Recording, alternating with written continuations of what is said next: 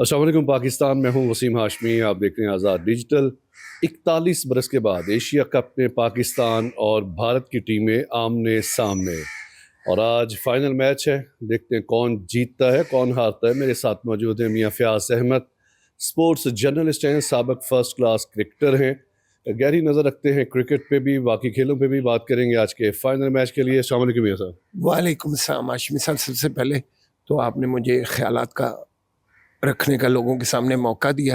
आज़ाद digital media का मैं इंतहाई मशकूर। बहुत शुक्रिया। आप को जब भी कॉल की जाए आप माशाल्लाह हम आतन गोश होते हैं। क्या हिकमत अमली होनी चाहिए कि पिछली दो शिकस्त का हम प्रचार कर सकें, फाइनल मैच को जीत सकें? हाशमी साहब, अगर हकीकत की नज़र से देखा जाए तो दोनों टीमों का कोई कंपैरिजन नहीं है। अच्छा। उसकी वजह सबसे बड़ी ये है कि वो पिछले 10 साल से 1 2 3 चले आ रहे हैं और हम तकरीबन उनसे राउंड के भी 2 मैच हाँ। बगैर मुकाबले के हारे। तो अगर उनकी बॉलिंग देखें तो उन्होंने lot of first class cricket खेली हुई है। उनके कच्चे बाजू पक्के हैं, वो एक जगह और हवा में वेरिएशन के साथ बॉल करना जानते हैं।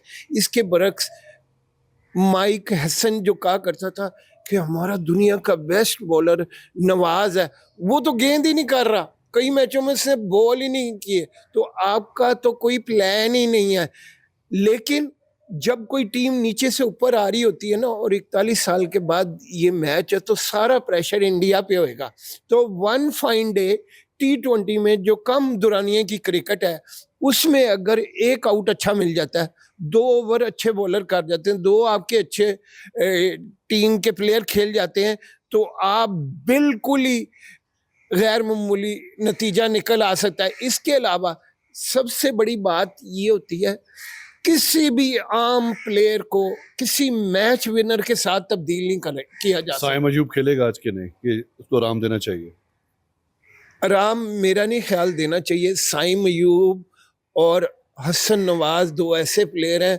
हसन नवाज एक बहुत बेहतर प्लेयर था जो उसे बनाया गया, और आपको पता है वो मिडल में आके छक्के छक्के मार देता है। एक मैच विनिंग प्लेयर को आम एवरेज प्लेयर के साथ नहीं बदलना चाहिए। टॉस पे बड़ा होगा मुनहसर।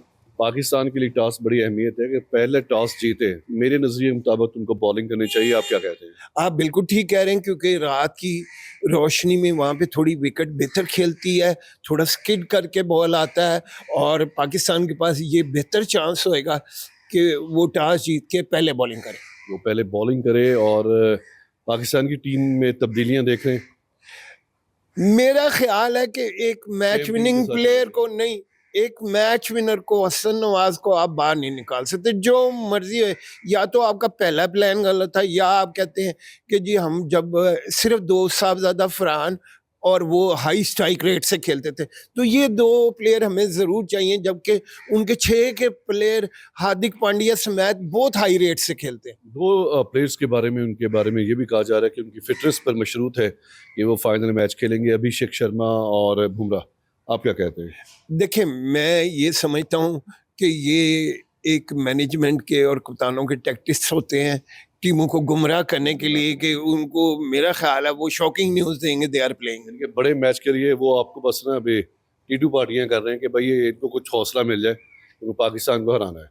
देखिए, ये मेंटल स्ट्रेंथ और गिमिक्स का गेम है, और वो क्योंकि आप समझते हैं वो इस वक्त आईसीसी में मीडिया पे भी और पूरी आईसीसी पे उन्होंने कब्जा किया हुआ।